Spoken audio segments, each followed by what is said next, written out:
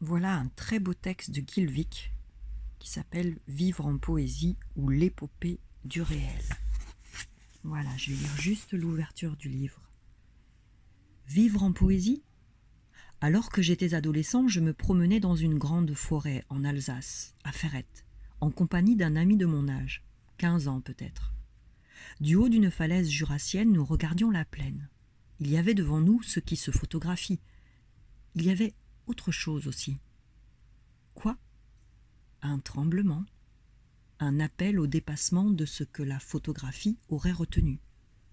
L'un de nous deux a dit « l'éternité ». C'était vague, et nous avons voulu préciser. Qu'est-ce qui pourrait nous donner la sensation intellectuelle et physique de l'éternité ? Qu'est-ce qui pourrait situer concrètement ce paysage dans un prolongement concret lui aussi, qui serait l'immensité de l'espace et surtout celle du temps ? Ce que nous avons trouvé de mieux a été d'imaginer qu'une fois par siècle, un oiseau viendrait prendre dans son bec quelque chose de cette plaine. Mieux, il viendrait enlever un grain de sable d'une plage aussi longue qu'était immense cette plaine. Cette fiction nous a, semble-t-il, fait voir cette plaine, cette falaise, ces forêts, nous-mêmes, au niveau qui était le nôtre, le vrai. Et cette image m'a accompagné toute ma vie. Je la crois contraire à la notion d'éternité parce que dans l'éternité, rien ne passe. C'est l'instant permanent. Mais qu'importe. C'est cela que j'appellerais vivre en poésie. Prolonger le réel non pas par du fantastique, du merveilleux, des images paradisiaques, mais en essayant de vivre le concret dans sa vraie dimension. Vivre le quotidien dans ce qu'on peut appeler peut-être l'épopée du réel.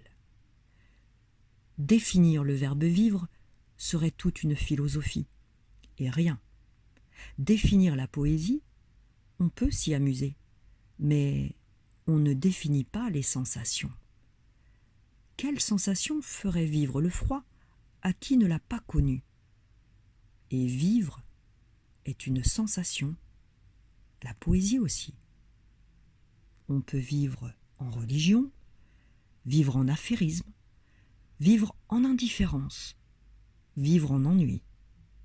On peut vivre en haine, comme en amour.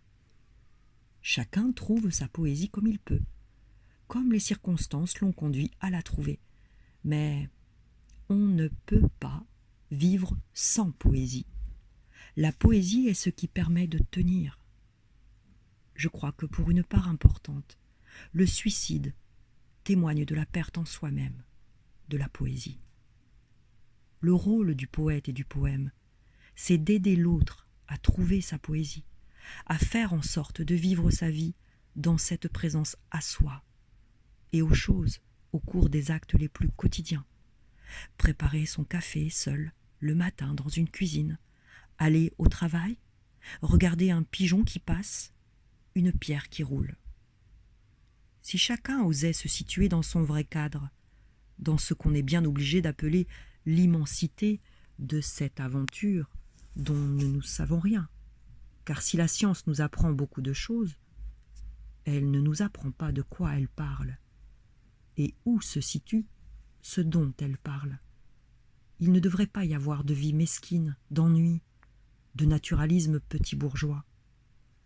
La poésie, c'est la sensation de nos rapports avec les choses les plus humbles comme les plus grandes, sensation qui fait de la vie un perpétuel madrigal de Monteverdi.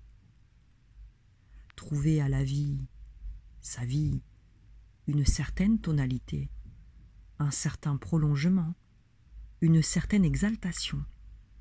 Vivre tout événement quotidien dans les coordonnées de l'éternité. C'est pour moi la poésie.